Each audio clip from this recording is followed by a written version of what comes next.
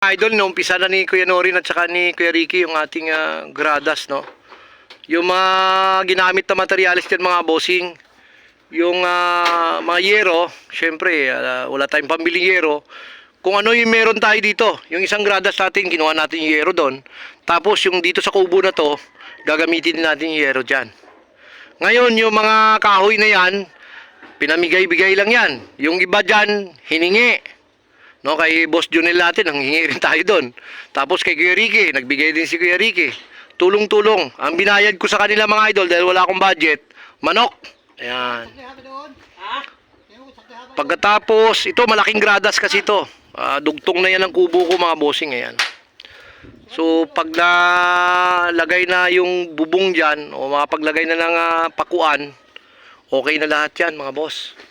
Hindi naman natin kailangan talaga yung magandang klaseng gradas mga bossing. Ang importante yung lalapagan ng ating mga alaga dyan is komportable talaga yung alaga natin. No?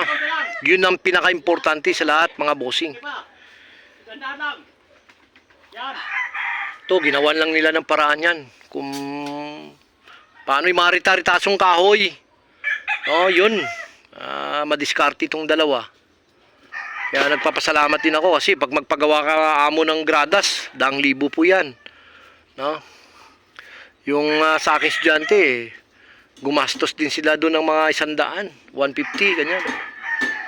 Ito sa akin, total, dito, pansamantala lang man tayo, mga 10 years pa. No? Hanggat hindi ako nagre-retiro dito sa trabaho ko mga bossing, dito ako sa lupang to.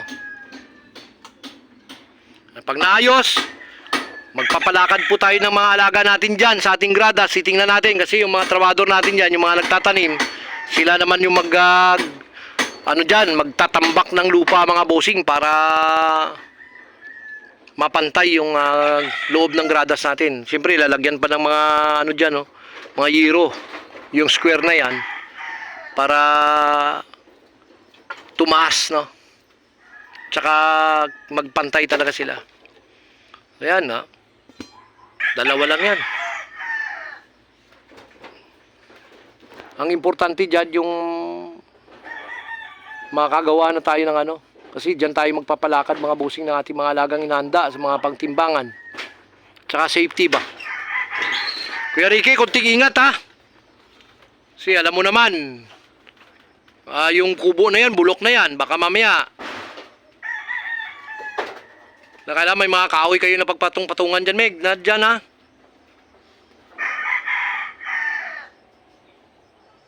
Ingat, ingat. Wala tayong pera.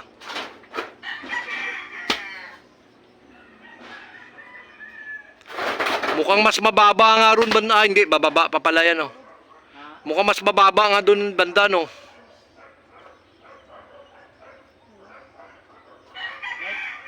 Ano yan? Mabang pako. Kahoy, ito. Okay.